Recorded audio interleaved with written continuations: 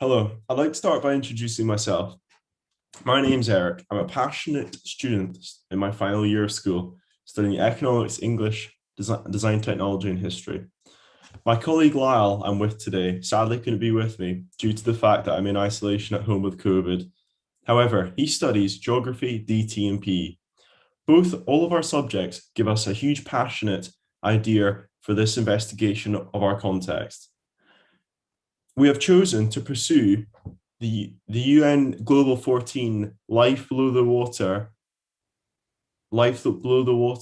scheme due to the fact that we think it's an important category of our problem. Is my colleague Lyle was particularly interested in Life Below the Water as he was a keen advocate into the Ocean Cleanup Scheme. This is a non-profit organization in developing countries and it has scaling technologies to get rid of ocean plastic. He got into this scheme having watched YouTube and the creation of hashtag Team Seas by Mr. Beast and Mark Rober, who are all both raising awareness of ocean pollution through their $1, £1 of trash removed in the ocean scheme. So far, they have raised $17 million. I personally was fascinated with this topic due to the fact that my background in selling and buying clothes for profit has intrigued me to understand the manufacturing process out in these countries. Much of these industries use chemical water pollution, which has been created through the problem of much of the dyes and inks being used in their clothing, which has been introduced into the oceans. In today's world, there is an increasing awareness of the impact of climate change in our oceans. An area of which made global headlines was COP26 in Glasgow earlier this year, whereby major leaders met to discuss how to get the vital numbers to prevent a non-turning point. However, the key aspect here is the persisted problem of life below the water, and as discussed by David Attenborough, speaking upon how ecosystems of wildlife are dying due to humans interfering with a natural cycle through plastic pollution and chemicals in the water. Our idea for providing a solution to the ongoing problem of ocean pollution was simple. From a young age, all of us had experienced ocean pollution, walking along the beach and fighting plastic and other non-biodegradable materials floating around, to now being adults and realizing the amount of pollution in our local environment of Edinburgh, specifically Leith.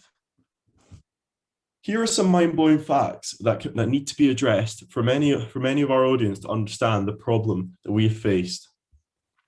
8.3 billion tons of plastic pollute the water's beaches, but only 1% of straws actually end up as waste in the ocean. By 2020, the number of plastics in the seawater will be higher than the number of fish. This has also been implemented with one in 3 fish caught for human consumption, which contains plastic. Plastic microbeads are estimated to be 1 million times more toxic than the seawater around it. Products containing microbeads can release 100,000 tiny beads with just one squeeze. This is astronomical. Slide 5. My colleague Lyle studies geography. Due to this, he has experienced a huge amount of evidence for the ocean pollution in Leith, North Leith specifically. He entered for his geography coursework on a lovely sunny day in front of a popular restaurant, Mimi's, where he was getting some cakes with his friends. However, he was more taken aback when he saw the plastic in the water and the single-use plastics in oil, sewage, food packaging, water bottles, linearing around the water. This was very evident with the sunlight on such a lovely day. However, it would have been less noticed on a gloomy day. This sparked interest for change and with a personal affection for seeing something like this in our local community. Slide 6.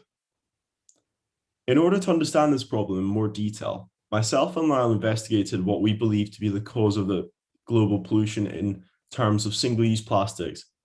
It is important to understand that there are a number of issues that contribute to our oceans being polluted, such as oil spills and manufactured chemicals.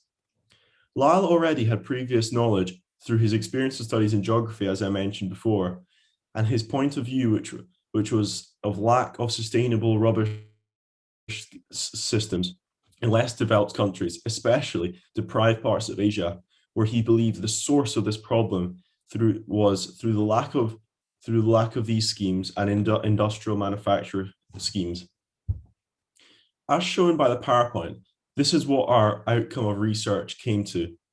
The cause of Asia being so heavily polluted started in the 1970s through the global shift.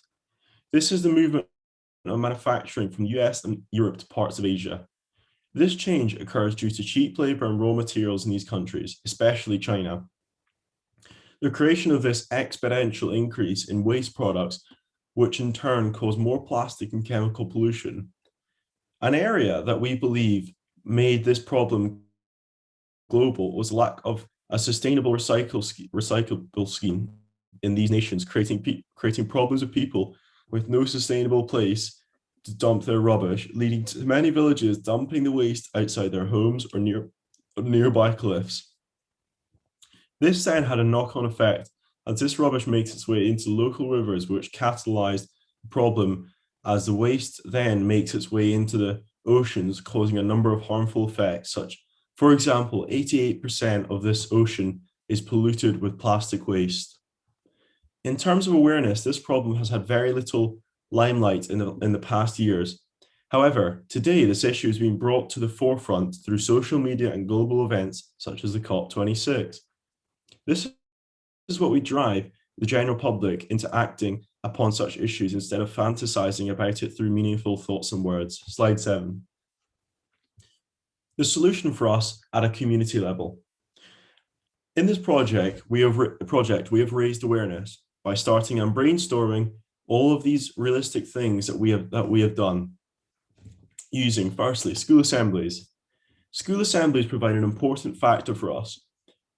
This is because we can speak to people in our local community and people of a younger generation that will see things in more of a limelight, as we are older than them, and we can speak in a first-hand experience. Secondly, Instagram page. This is important due to the fact that social media is such a big brainstormer for this modern society, and so many people use it. Nearly 100 million people use Instagram today. This has also meant that we can do things without using paper or using any materials that we would have to recycle. Secondly, we can create a hashtag on Instagram which can be shared by other people. This is a very popular thing to do due to the fact that you can spread your word of what you're wanting to promote, whether that be a business or whether that be a sustainable scheme like we've created effectively. We've also contacted local MPs in the Scottish Government. This has been important due to the fact that the Edinburgh North and Edinburgh West MPs for the Liberal Democrats, such as Alex Cole-Hamilton, are very fond people and can take our view personally. It's also important due to the fact that these people have more power than us and can spread the word and spread leaflets in the local community. They also tend to turn up to many community events, such as Mr. Cole-Hamilton, who I personally met at Sports Day in Blackhall, just down from Murrayfield in Edinburgh. This is important because it means that he's speaking to local people and he can raise their awareness that we're wanting. Furthermore to this, we created leaflets and posters. This may not be the most environmentally effective way, but we did it in such a small quantity that wasn't that big of a problem. These leaflets were also made from recyclable paper, and we made sure to find out the evidence for this because we didn't want to pollute any more oceans than what the problem itself is. We also contacted our school geography and sustainability committee, Ms. Tanya Bauer and Mr. Buchanan. These two people are very important due to the fact that they both have integrity in the school through their geography teaching license, and they also have very large roles in assemblies and have spoken widely about the problem of pollution. This is why we feel that they're important into our solution. Slide 8. Global scale solution. We as a team believe that the climate leaders such as Greta Thunberg and David Attenborough have done all they can do to get humanity into the realization of the harmful effect that the planet is occurring with this ocean pollution. However, a key factor of reducing ocean pollution is creating a way and product that can reduce waste expenditure into our environment. The solution for this is using a more sustainable lifestyle for people, such as filling up and reusing bottles, using refillable bottles, using sustainable products, implementing fines for many of these huge corporations that aren't doing what they should do and are polluting the oceans. Target market, we target Asia because Asia has gone through a huge industrial revolution. And in terms of the renewable energy factor, this needs to be implemented because otherwise their economies are going to be affected. And our way of implementing this is through the governments. The governments have to introduce higher fines for the pollution. A scheme that is successful in the UK, for example, can be implemented in Asia. A scheme of the 5p charge for bags was created earlier in the 2000s, and it has meant a huge reduction in the single use of plastics on our streets. An implementation such as this would be vital and beneficial for the Asian market and could provide a new scheme for them. Furthermore, myself and Lyle have come up with a method of implementation into high areas of pollution. This is a project that we work on a day basis, and we also understand that it needs more funding. That is why if we were to do this, we would create a product that could be used in the marketplace if we had the time and availability. Slide 9. The local solution into action. Our Instagram page was a major aspect of our project as it raised awareness across the board in the local communities and beyond. The assemblies were very effective too, as we thought that they did a huge impact for local people and younger generation, as these are the future. These are the people who are really going to see this problem firsthand. And that is why we felt this was very effective. Contacting the Sustainability Committee and the local government MPs was very effective too, as this spreads our word. However, we would love to visit the local Scottish Parliament too and meet the people, such as important figures in the Green Party, who would provide more spoken action for us and could give us a further view in this thought. To conclude, there we go. Overall, how did we feel we did? We felt we did well. We provided an online solution, a physical solution, and we've also gone further than that and spoken to local people and given assemblies. This has been very effective due to the fact that the online solution gives us a broad idea of what we want to do. However, the physical solution of doing assemblies, using leaflets and speaking to people across the country has meant that we can actually improvise what we want to do and how we've done it.